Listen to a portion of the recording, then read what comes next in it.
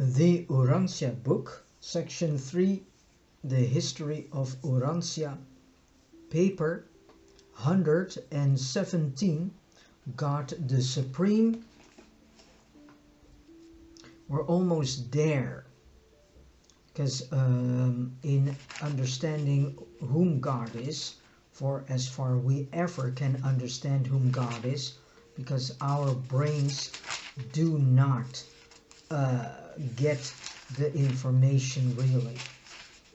Because I know that there are many people after 10, sometimes 20 years still have difficulties with understanding what the Urantia book is actually telling about whom God is and how he is being, all the different aspects of God and so on. So can we ever understand God? Well, I don't think so. In the next paper, that's the last, finally, of this whole section, then we have it all about the supreme and ultimate and time and space. Well, do not be surprised if you do not get it at once. Don't be worried about this. If you choose to go for soul survival, if you choose to go for the path of ascension that will lead you to the central universe where the paradise is located, so will lead you to paradise. If you choose for that, don't worry, all this information in the Urantia book, you will get it as soon as you continue with your ascension journey, because in the first mentioned world there are classes in which this information is being taught. So don't worry. You if you cannot understand, or if you feel that your brain cannot cope with the information, don't worry, just go on with reading. Buy yourselves a copy of the Urantia book yourselves, start reading it in your own pace, and I would highly suggest you to find yourselves a study group through the urantiafoundation.org website. You can find study groups, and please be part of it because it can be very helpful. Actually, the part of the Urantia book that is immediate to understand for your brain is the fourth and last section of this book, which is all about the life and teachings of Jesus. And some parts of section 3 are also very good to understand for your brain. But section 1 and 2 and several parts, several chapters of section 3 are for your brain very hard to understand and to deal with, because this is information that is not taught even in university, or better said, on university level. I can guarantee you that if a professor would read this, the professor's brain also is almost exploding because of not really getting what it is what it is actually, the information is that it is absorbing. Alright, paper 117, God the Supreme. To the extent that we do the will of God in whatever universe station we may have our existence, in that measure the almighty potential of the Supreme becomes one step more actual. The will of God is the purpose of the first source and center, as it is potentialized in the three absolutes, personalized in the eternal Son, conjoined for the universe action in the infinite Spirit, who is also known as the conjoined actor. And this is the whole thing, because we see that all these rebellious brothers and sisters who try to become gods themselves here on earth, who try to dominate and control all creation, animals as well as humans, they do not serve God. None of them. They are fallen children of God whom have no connection with God whatsoever, whom became so cold-hearted, so dead in their heart, spirit, and mind, and they are only going for their sick-minded ideas and fantasies. Unfortunately, the human race is happily building, and the human race, the rest of God's children, are completely unawares of what they actually have participated in and what they actually have helped to unfold on this planet. And this planet is undergoing the most disastrous drama ever happened on this planet. Humanity is, better said, the 98% of God's children are not aware what is going on with all the technology. They have no clue how technology is being weaponized against all life, all creation of God. And no matter if you're human, animal, tree, or whatsoever, everything has been weaponized against us. The majority of God's children do not realize that they have become an enemy for those fallen brothers and sisters whom are in actuality also God's creation. But they have become, what I've said earlier, the most rebellious people. And they don't care about the rest of God's children. So that is why we need to wake up, and that is why we need to understand more about God, about this reality, about why the things are happening. And this is one of the main reasons that this book, the Urantia book, has came onto earth to give us more in-depth information so that we can make better choices, and so that we can understand that we should not participate in rebellion. And all that is happening right now on earth is a test in which God can see who is rebellion proof, and who is going along with it and who is not participating in it.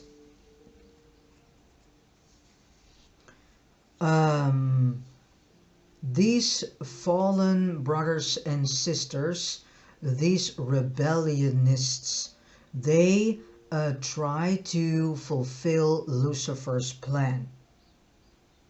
And as we all know, Lucifer wanted to become God himself. And if you have been very aware the last at least 20 years, then you can see that humanity is happily building a new prison system. And this is a digital prison system. And if you have seen very well, then you can see that everything is being done to make sure to fulfill the plan of Lucifer. That is what these rebellionists, these fallen children of God, are doing. Lucifer needed technology to have the same effects, because he knew that he was not able to function as a god, because he knew of this thought adjuster. He knew about this God the Father fragment that is being bestowed upon each of God's children, not only in this world but in many worlds.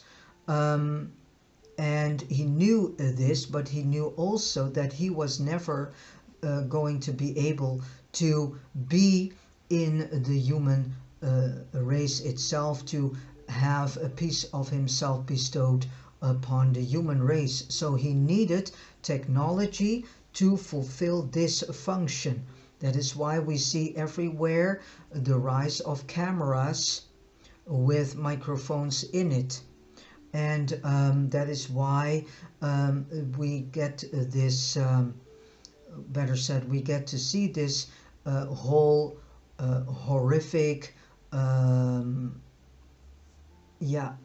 horrific scenario that is happening in China, where on each and every corner of the street is a camera, so and facial recognition, so that the ones that control the system can feel themselves just like God is, that they can then see what everyone is doing, knowing what everyone is saying, thinking, and so on.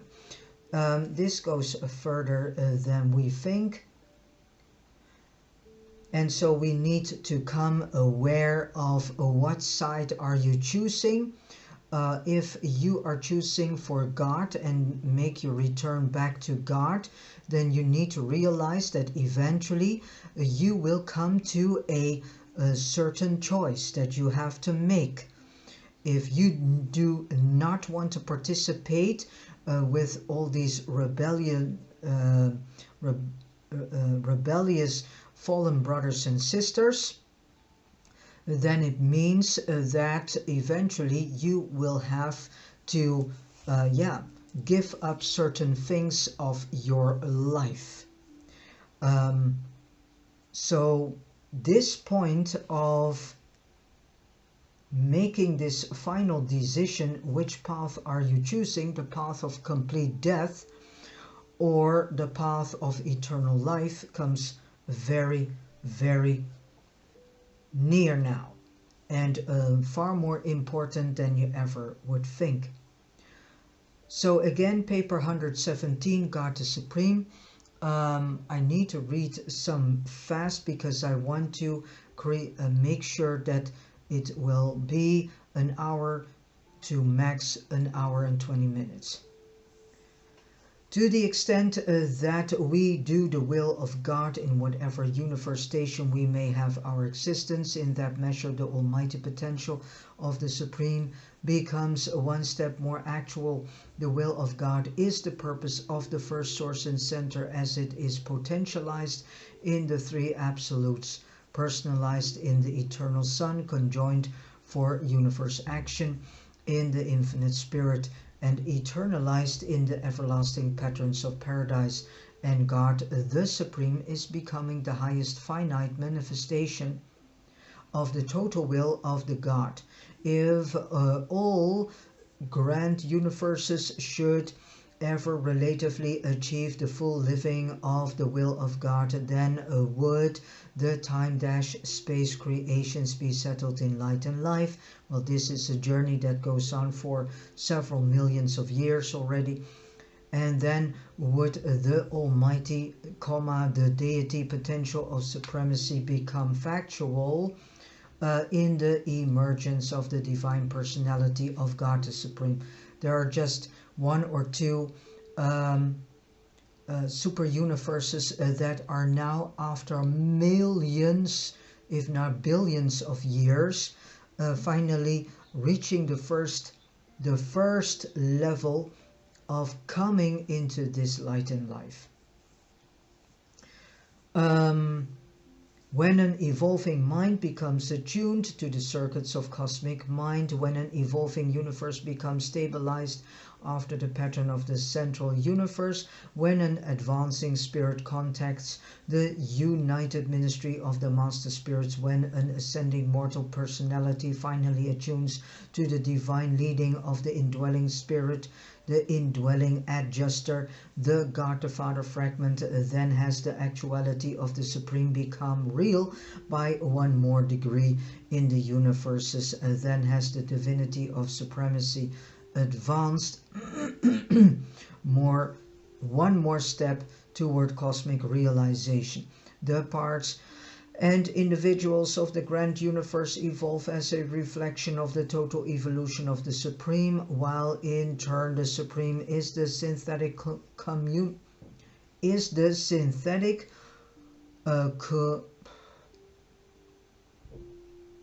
cumulative total of all grand universe evolution. From the mortal viewpoint, both are evolutionary and experiential reciprocals. One nature of the Supreme Being. Well, the Supreme Being is the beauty of physical harmony, the truth of intellectual meaning, and the goodness of spiritual value. He is the sweetness of true success and the joy of everlasting achievement. He is the oversoul of the grand universe, the consciousness of the finite cosmos, the completion of finite reality, and the personification of creator-creature experience. Throughout all future eternity, God the Supreme will voice the reality of volitional experience in the Trinity relationships of deity.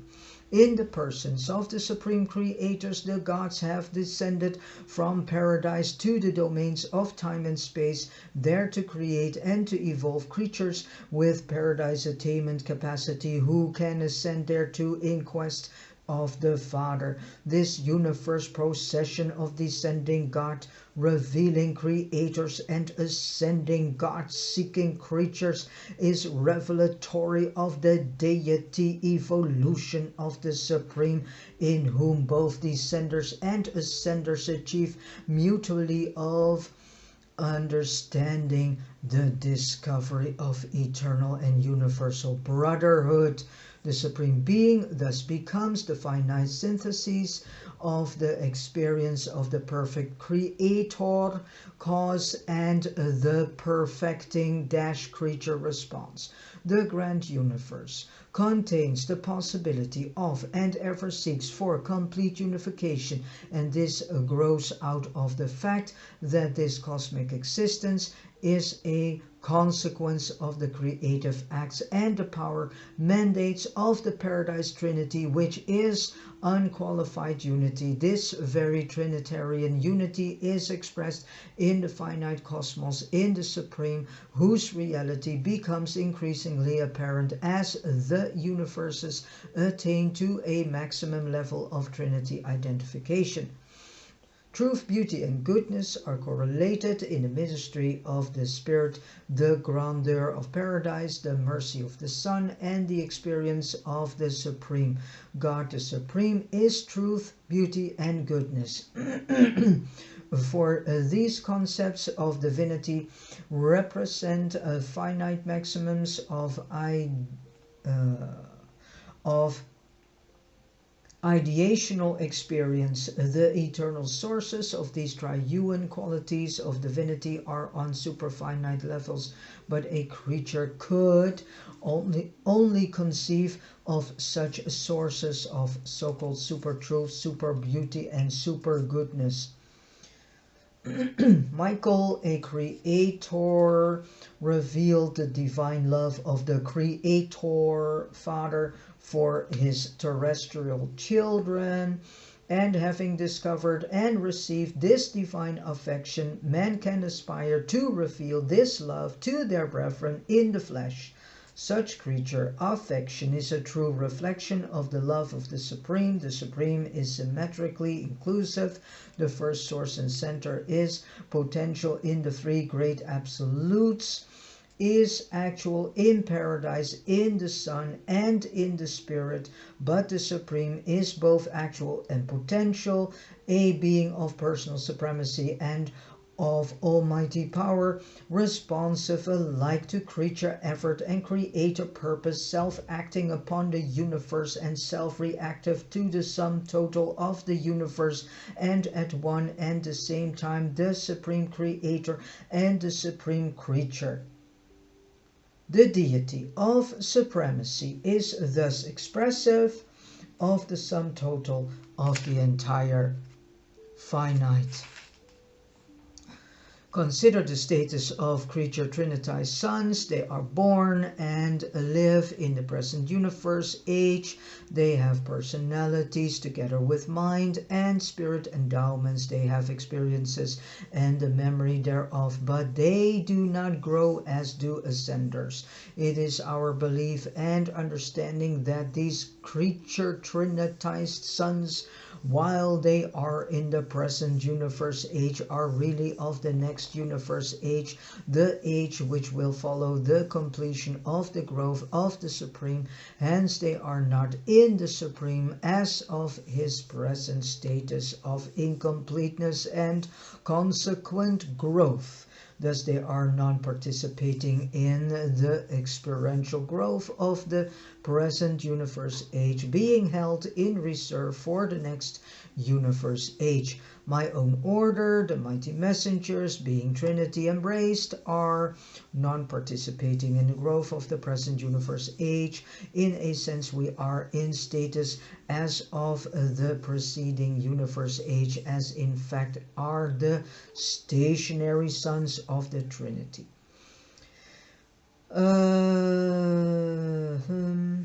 You mortals now living on Urantia, you who may aspire to paradise attainment and find a lighter status, should understand that such a destiny is only realizable because you are in and of the Supreme. Hence, are participants in the cycle of the growth of the Supreme. There will come an end sometime to the growth of the Supreme. His status will achieve completion in the energy-spirit sense. This termination of the evolution of the Supreme will also witness the ending of creature evolution as a part of Supremacy. What kind of growth may characterize the universes of outer space? We do not know, but we are very sure that it will be something very different from anything that has been seen in the present age of the evolution of the 7 super universes. All right.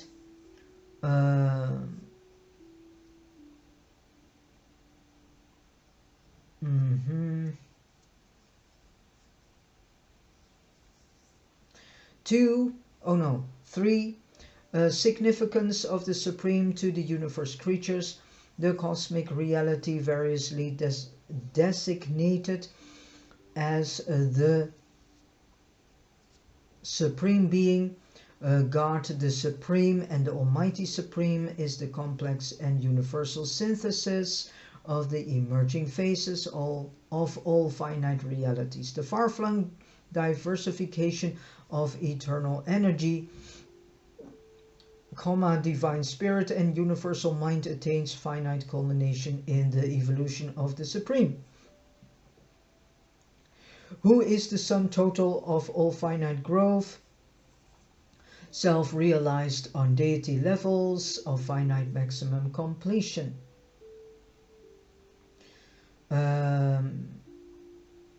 Supreme. The Supreme is the divine channel through which flows the creative infinity of the trio deities that crystallizes into the galactic panorama of space, against which takes place the magnificent personality drama of time, the spirit conquest of energy-matter through the mediation of mind.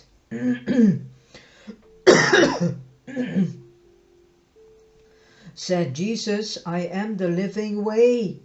And so he is the living way. Yeah, Jesus is part of God. So as a matter of fact, we actually should say, said God, I am the living way. And so he is the living way from the material level of self-consciousness to the spiritual level of God consciousness, because Jesus is a paradise creator son coming from the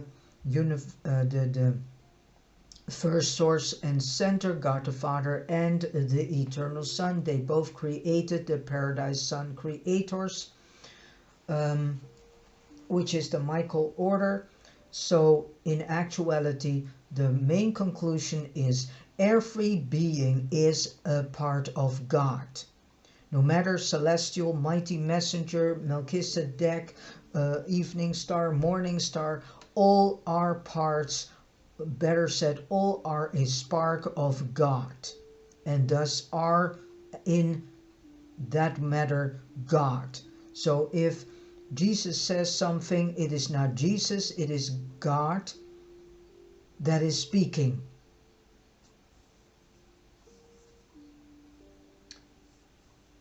Because his words were not his words. Your creator Son can actually be such a living channel from humanity to divinity, since he has personally experienced the fullness of the traversal of this universe path of progression from the true humanity of Joshua ben Joseph, the so-called Son of Man, to the paradise divinity of Michael of Nebadon, whom he truly is. And if he comes back a time somewhere in future, then he will come back under his own name, which is Michael of Nebadon, the Son of the infinite God. Similarly, can the Supreme Being function as the universe approach to the transcendence of finite limitations, for he is the actual embodiment and personal epitome, or epitome of all creature evolution, progression and spiritualization. Even the grand universe's experiences of the descending personalities from paradise are that part of his experience which is complemental to his summation of the ascending experiences of the pilgrimage and the pilgrims of time. Mortal man is more than just figuratively made in the image of God. From a physical standpoint, this statement is hardly true, but with reference to certain universe potentialities, it is an actual fact. In the human race, something of the same drama of evolutionary attainment is being unfolded as takes place on a vastly large scale in the universe of universes. Man, a volitional personality, becomes creative in liaison with an adjuster, an impersonal entity in the presence of the finite potentialities of the Supreme. And the result is the flowering of an immortal soul. In the universes, the creator personalities of time and space function in liaison with the impersonal spirit of the Paradise Trinity and become thereby creative of a new power potential of deity reality. The last mortal man, being a creature, is not exactly like the Supreme Being who is deity, but man's evolution does in some ways resemble the growth of the Supreme Being. Man consciously grows from the material toward the spiritual by the strength, power, and persistency of his own decisions. He also grows as his thought adjuster develops new techniques for reaching down from the spiritual to the morontial soul levels, and once the soul comes into being, it begins to grow in and of itself. Alright, the Father collaborates with the conjoined actor in manipulating the energies of paradise and in rendering these responsive to the Supreme. The Father collaborates with the Eternal Son in the production of creator personalities whose acts will sometime culminate in the sovereignty of the Supreme. The Father collaborates with both Son and Spirit in the creation of Trinity personalities to function as rulers of the grand universe until such time as the completed evolution of the Supreme qualifies him to assume that sovereignty. The Father cooperates with his deity and non-deity, coordinates in these and many other ways in the furtherance of the evolution of supremacy, but he also functions alone in these matters, and his solitary function is probably best revealed in the ministry of the thought adjusters and their associated entities. Deity is unity, existential in the Trinity, experiential in the Supreme, and in mortals, creature realized in adjuster fusion. The presence of the thought adjusters in mortal man reveals the essential unity of the universe. For man, the lowest possible type of universe personality contains within himself an actual fragment of the highest and eternal reality, even the original father of all personalities. The Supreme Being evolves by virtue of his liaison with the Paradise Trinity and in consequence of the divinity successes of the Creator and Administrator, children of that Trinity.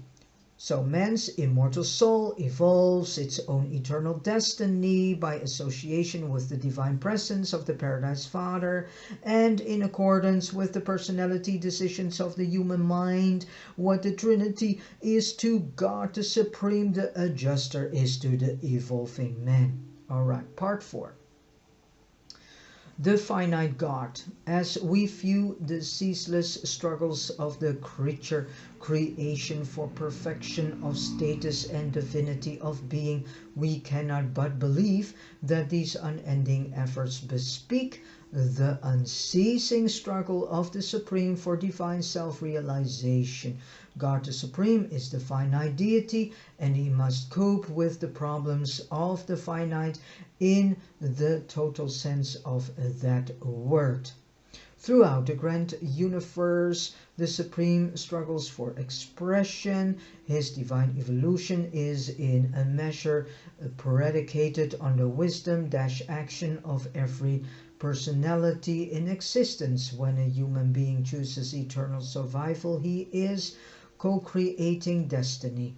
And in the life of this ascending mortal, the finite God finds an increased measure of personality self-realization and an enlargement of experiential sovereignty.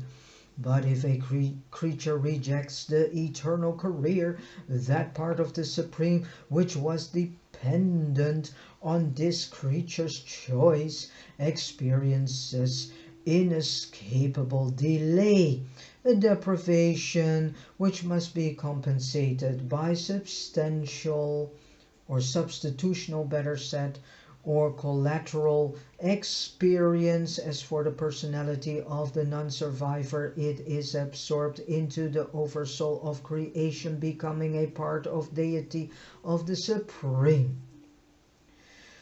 God is so trusting, so loving, that he gives a portion of his divine nature into the hands of even human beings for safekeeping and self-realization. The Father Nature, the adjuster presence, is indestructible regardless of the choice of the mortal being, the child of the Supreme. The evolving self can be destroyed, notwithstanding that the potentiality, unifying personality of such a misguided self will persist as a factor of the deity supremacy. The human personality can truly destroy individuality of creaturehood, and though all that was worthwhile in the life of such a cosmic suicide will persist, these qualities will not persist as an individual creature. The Supreme will again find expression in the creatures of the universes, but never again as that particular person. Mankind does not ascend effortlessly in the universe, neither does the Supreme evolve without purposeful and intelligent action. Creatures do not attain perfection by mere passivity, nor can the spirit of supremacy factualize the power of the Almighty without unceasing service ministry to the finite creation. The temporal relation of man to the Supreme is the foundation for cosmic morality, the universal sensitivity to and acceptance of so-called duty. This is a morality which transcends the temporal sense of relative right and wrong. It is a morality directly predicated on the self-conscious creature appreciation of experiential obligation to experiential deity. Mortal man and all other finite creatures are created out of the living potential of energy, mind and spirit existent in the Supreme. It is upon the Supreme that the adjuster mortal ascender draws for the creation of the immortal and divine character of a finaliter. It is out of the very reality of the Supreme that the adjuster, with the consent of the human will, weaves the patterns of the eternal nature of an ascending Son of God. The evolution of adjuster progress in the spiritualizing and eternalizing of a human personality is directly productive of an enlargement of the sovereignty of the Supreme. Such achievements in human evolution are at the same time achievements in the evolutionary actualization of the Supreme. While it is true that creatures could not evolve without the Supreme, the great struggle of this universe age is between the potential and the actual, the seeking for actualization by all that is as yet unexpressed. If a mortal man proceeds upon the paradise adventure, he is following the motions of time which flow as currents within the stream of eternity. If mortal man rejects the eternal career, he is moving counter to the stream of events in the finite universes. The mechanical creation moves on inexorably in accordance with the unfolding purpose of the Paradise Father, but the volitional creation has the choice of accepting or of rejecting the role of personality participation in the adventures of eternity. Mortal man cannot destroy the supreme values of human existence, but he can very definitely prevent the evolution of these values in his own personal experiences. To the extent that the human self thus refuses to take part in the paradise ascent, to just that extent is the Supreme delayed in achieving divinity expression in the grand universe. Into the keeping of mortal man has been given not only the adjuster presence of the Paradise Father, but also control over the destiny of an infinitesimal fraction of the future of the Supreme. And as last, for as man attains human destiny, so does the Supreme achieve destiny on deity levels. God's gifts dash his bestowal of reality dash are not divorcements from himself. He does not alienate creation from himself, but he has set up tensions in the creation's circling paradise. God first loves man and confers upon him the potential of immortality dash eternal reality. And as man loves God, so does man become eternal in actuality. And here is the so-called mystery. The more closely man approaches God through love, the greater the reality dash actuality dash of that man. The more man withdraws from God, the more nearly he approaches non-reality, cessation of existence. when man consecrates his will to the doing of the Father's will, when man gives God all that he has, then does God make that man more than he is. Alright, point 5, the oversoul of creation. Let me see how long this paper is. One more time. 20 minutes. The oversoul of creation, the great supreme, is the cosmic oversoul of the grand universe. Now we know this. In him, the qualities and quantities of the cosmos do find their deity reflection. His deity nature is the mosaic composition of the total vastness of all creature creator nature throughout the evolving universes, and the supreme is also an actualizing deity embodying a creative will which embraces an evolving universe purpose. The intellectual potentially personal selves of the finite emerge from the third source and center and achieve finite time-space. Deity synthesis in the supreme. Okay.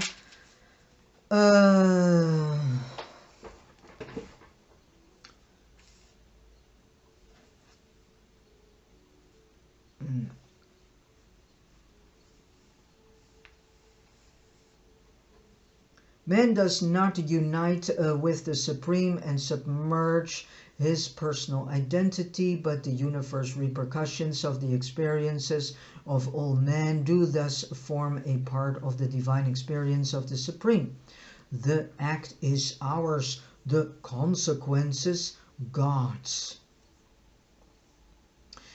The progressing personality leaves a trail of actualized reality as it passes through the ascending levels of the universe, be they mind, spirit, or energy. The growing creations of time and space are modified by the progressing of personality through their domains. When man acts, the Supreme reacts, and this transaction constitutes the fact of progression. The great circuits of energy, mind, and spirit are never the permanent possessions of ascending personalities. These ministries remain forever a part of supremacy. In the mortal experience, the human intellect resides in the rhythmic pulsations of the adjutant mind spirits and affects its decisions within the arena produced by encircuitment within this ministry.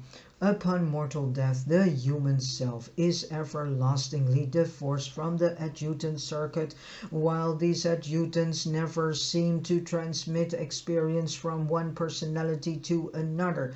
They can and do transmit the impersonal repercussions of decision-action through God, the sevenfold, to God, the Supreme. At least this is true of the adjutants of worship and wisdom.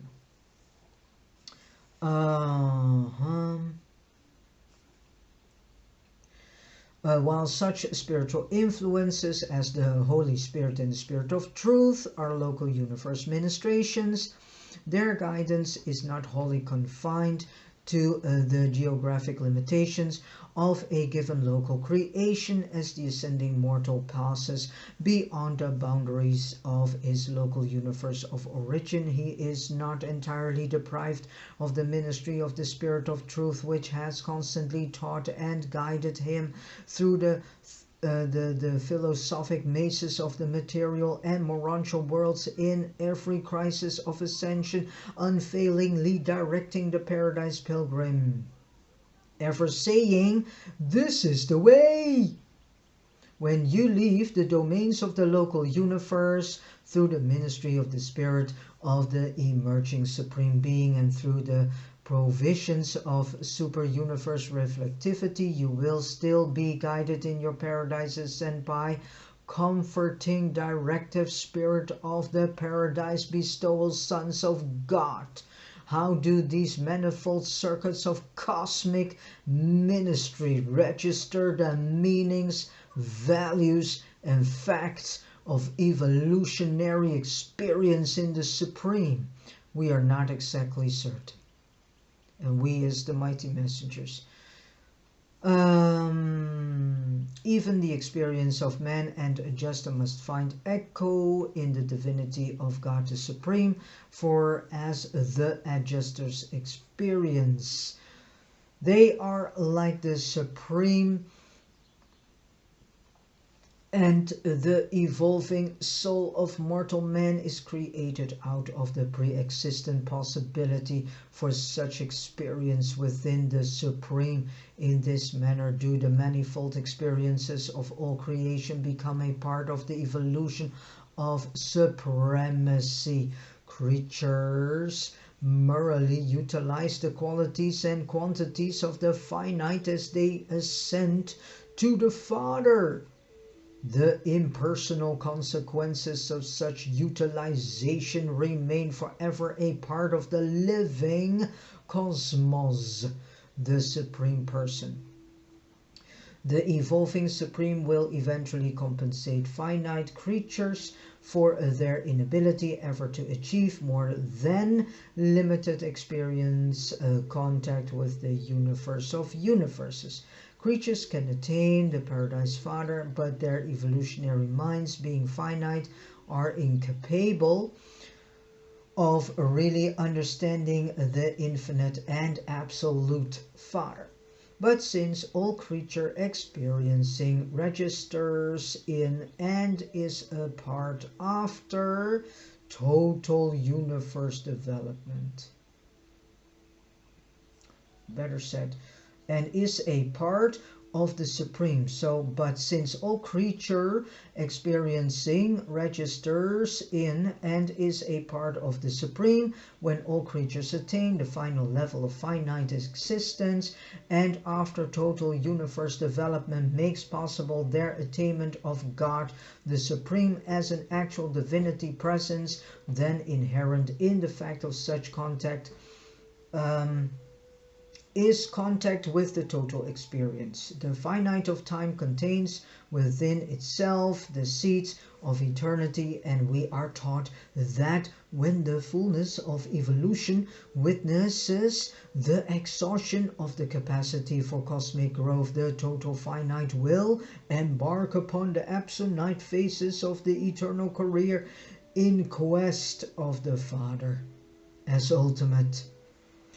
Point 6. The quest for the Supreme. We seek the Supreme in the universes, but we find him not. He is the within and the without of all things and beings, moving and quiescent, unrecognizable in his ministry, though distant, yet is he near. The Almighty Supreme is the form of the yet unformed, the pattern of the yet uncreated. The Supreme is your universe home, and when you find him, it will be like returning home. He is your experiential parent, and even as in the experience of human beings, so has he grown in the experience of divine parenthood. He knows you because he is creature-like as well as creator-like. If you truly desire to find God, you cannot help having born in your minds the consciousness of the Supreme. As God is your divine Father, so is the Supreme your divine Mother, in whom you are nurtured throughout your lives as universe creatures. How universal is the Supreme? He, why is he then called he? That is interesting. Huh? Okay. He is on all sides. The limitless things of creation depend on his presence for life, and none are refused. What Michael is to Nebadon, the Supreme is to the finite cosmos. His deity is the great avenue through which the love of the Father flows outward to all creation, and he is the great avenue through which finite creatures pass inward in their quest of the Father, who is love. Even though adjusters are related to him in original nature and divinity, they are like the Father, but when they experience the transactions of time in the universes of space, they become like the Supreme.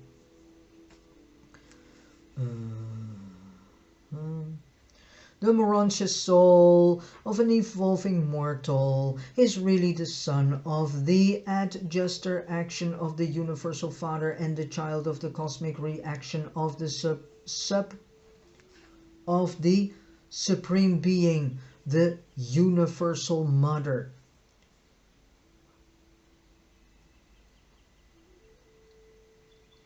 The mother influence dominates the human personality throughout the local universe childhood of the growing soul. The influence of the deity parents becomes more equal after the adjuster fusion and during the super universe career.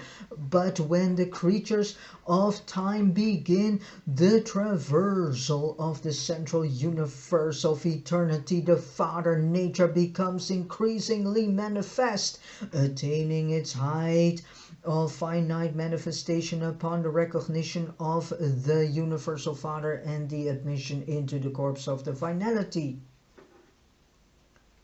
All right.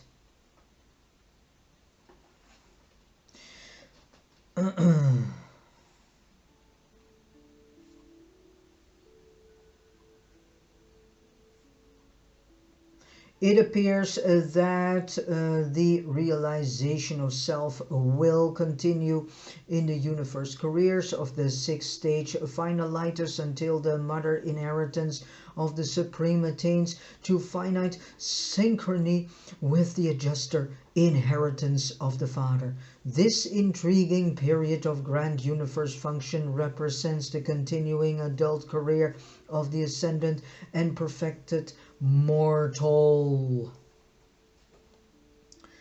Upon completion of the sixth stage of existence and the entrance upon the seventh and final stage of spirit status, there will probably ensue the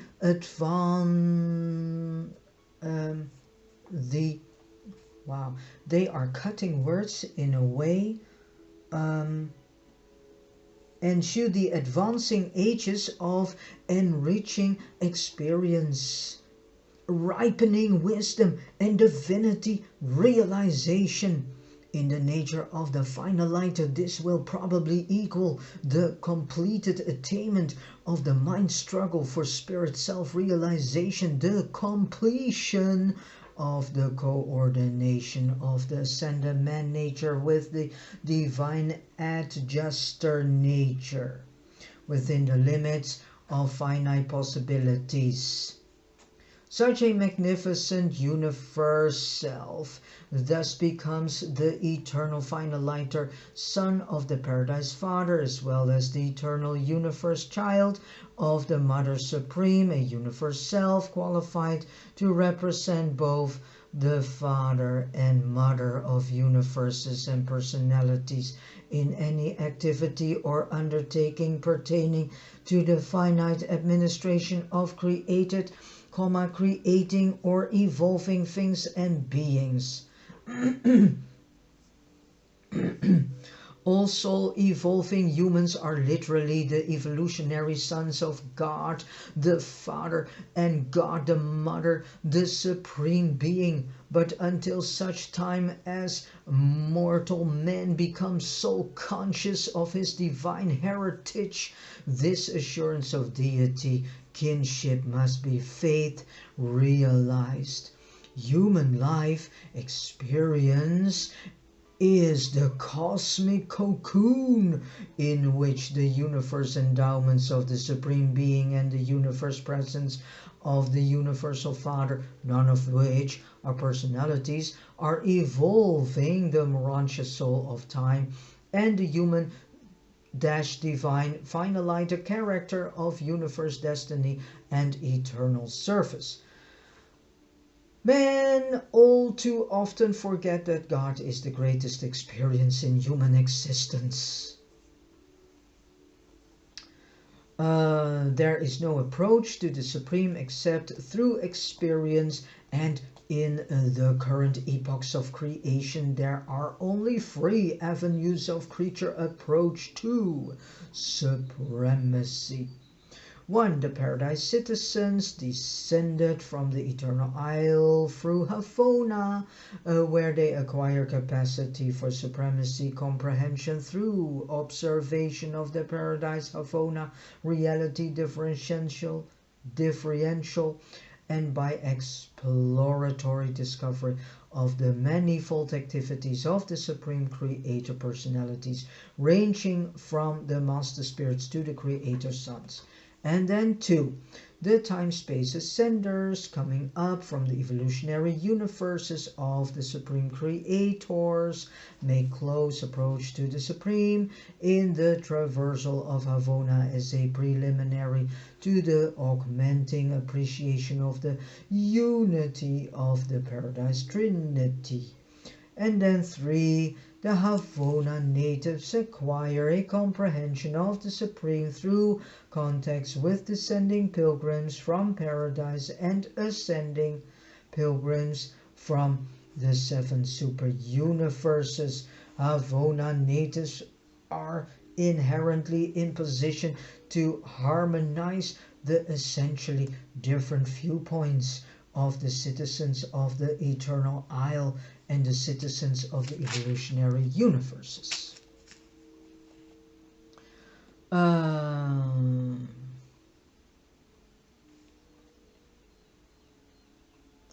Father is no respecter of persons. He treats each of his ascending sons as cosmic individuals. The Supreme likewise is no respecter of persons. He treats his experiential children as a single cosmic total. Man can discover the Father in his heart, but he will have to search for the Supreme in the hearts of all other men. And when all creatures perfectly reveal the love of the Supreme, then will he become a universe actuality to all creatures. And that is just another way of saying that the universes will be settled in light and life. So there we can see and know that the human races on Urantia are far from this.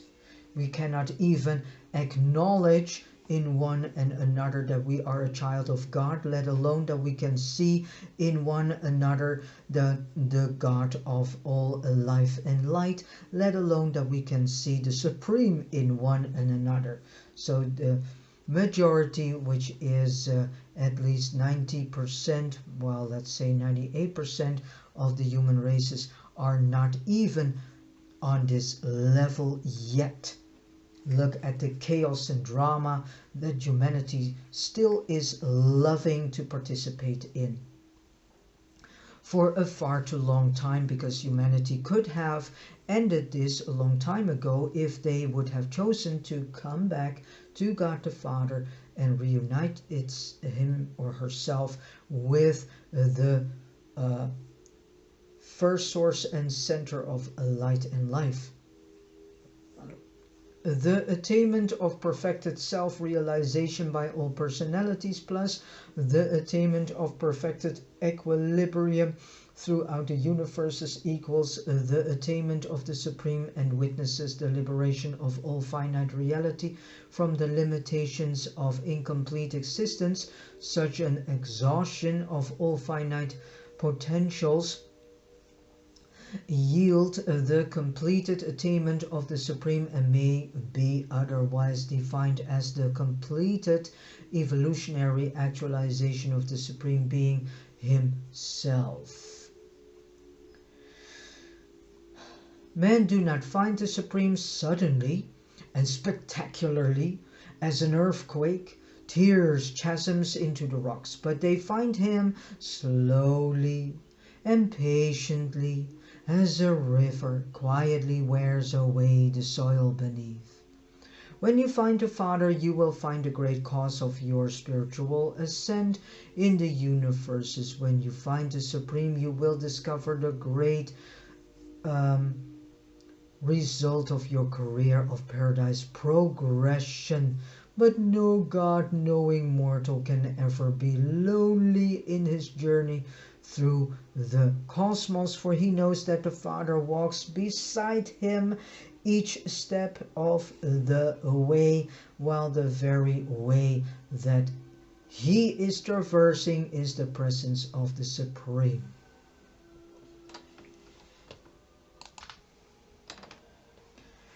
And point 7, the future of the Supreme, which is the last part of this chapter. The future of the Supreme, the completed realization of all finite potentials equals the completion of the realization of all evolutionary experience. This suggests the final emergence of the Supreme as an almighty deity presence in the universes. So we believe that the Supreme in this stage of development will be as discretely personalized as is the eternal Sun, as concretely powerized as is the Isle of Paradise, as completely unified as is the conjoined actor / infinite spirit, and all of this within the limitations of the finite possibilities of supremacy at the culmination of present universe age. While this is an entirely proper concept of the future of the Supreme, we would call attention to certain problems inherent in this concept. One, the unqualified supervisors of the Supreme could hardly be deitized at any stage prior to his completed evolution, and yet these same supervisors even now qualifiedly exercise the sovereignty of supremacy concerning the universes settled in light and life. 2. The Supreme could hardly function in the Trinity Ultimate until he had attained completely actuality of universe's status, and yet the Trinity Ultimate is even now a qualified reality, and you have been informed of the existence of the qualified vicegerents of the Ultimate. 3. The Supreme is not completely real to universe creatures, but there are many reasons for deducing that he is quite real to the sevenfold deity, extending from the Universal Father on Paradise to the Creator Son, to the Creator Sons, and the Creative Spirits of the local universes. It may be that on the upper limits of the finite, where time conjoins transcended time, there is some sort of blurring and blending of sequence. It may be that the Supreme is able to forecast his universe presence unto these super time levels, and then to a limited degree anticipate future evolution by reflecting this future forecast back to the created levels as the immanence of the projected incomplete. Such phenomena may be observed wherever finite makes contact with superfinite, as in the experience of human beings who are indwelled by thought adjusters that are veritable predictions of man's future universe attainments throughout all eternity.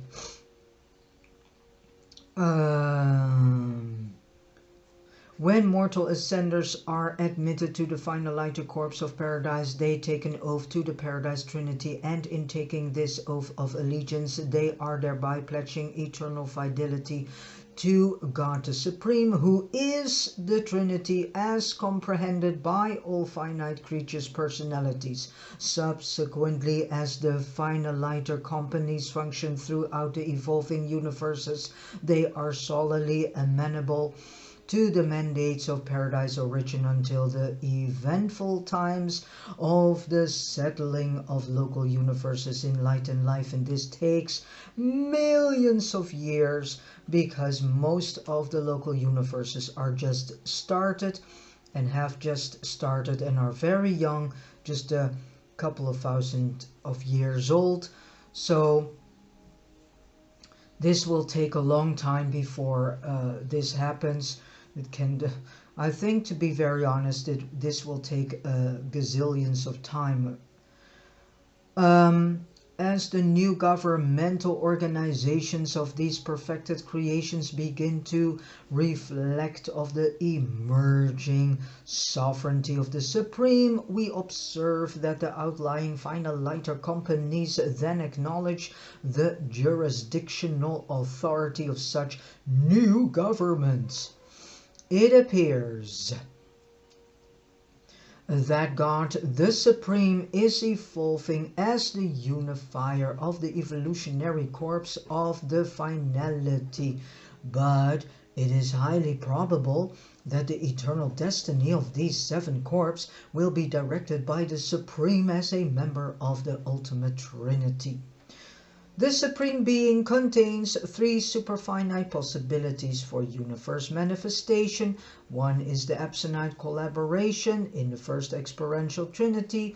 The second is co-absolute relationship in the second experiential Trinity. And 3, co-infinite participation in the Trinity of Trinities. But we have no satisfactory concept as to what this really means. So here you know that even the celestials are actually not even knowing themselves that much.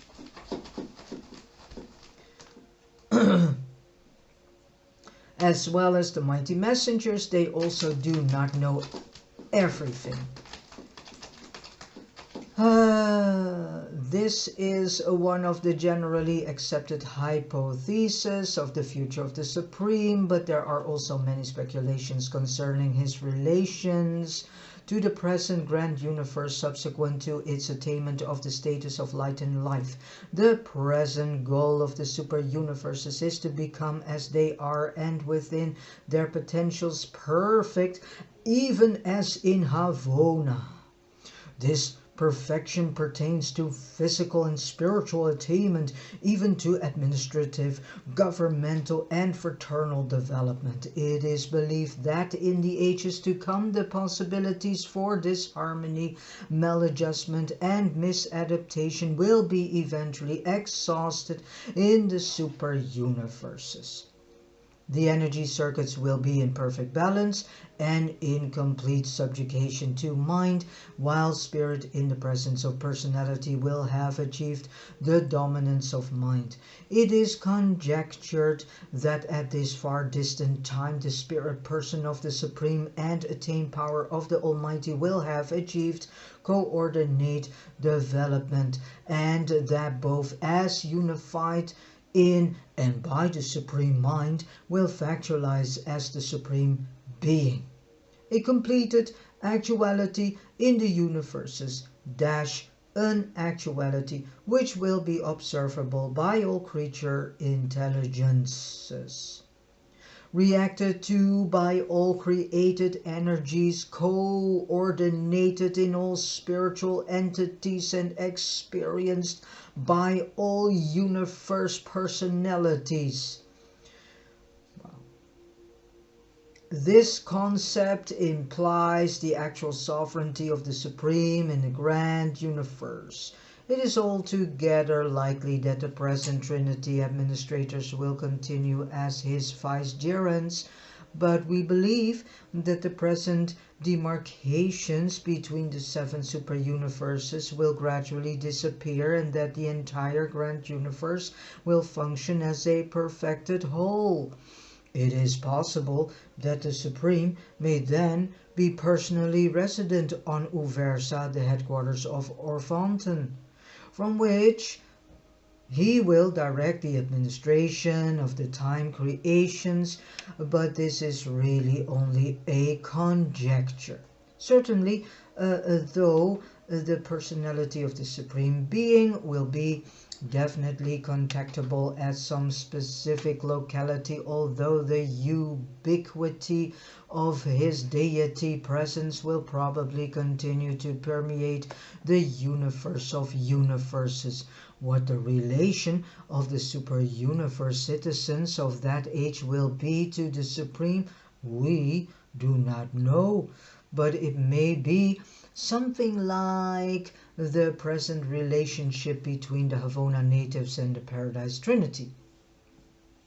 What that relationship is, that's not really explained, I think. The perfected grand universe of those future days will be vastly different from what it is at present, of course, because everything is evolving. Gone will be the thrilling adventures of the organization of the galaxies of space, the planting of life on the uncertain worlds of time, and the evolving of harmony out of chaos, beauty out of potentials, truth out of meanings, and goodness out of values. The time universes will have achieved the fulfillment of finite destiny, and perhaps for a space there will be rest. Finally, relaxation from the age-long struggles for evolutionary perfection. Finally, we get our long-deserved pension. But not for long. Certainly, surely, and inexorably, the enigma of the emerging deity of God the Ultimate will challenge these perfected citizens of the settled universes, just as their struggling evolutionary forebears were once challenged by the quest for God the Supreme.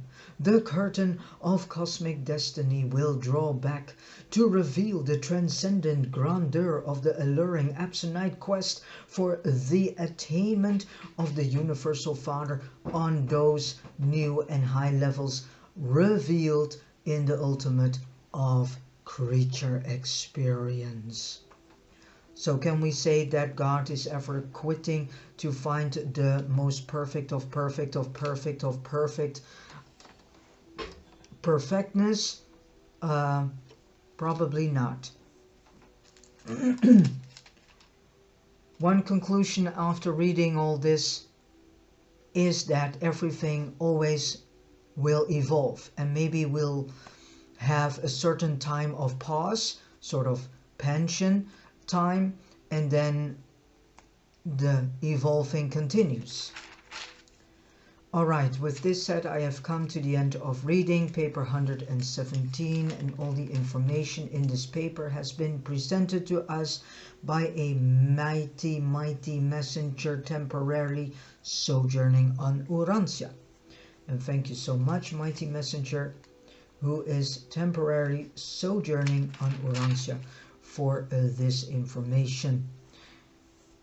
God bless you. And I want to say thank you all for listening to this audio video, and I wish you all a beautiful, joyful, inspiring and loving day, and that all the things that you do will be in alignment with God's will. And God bless you.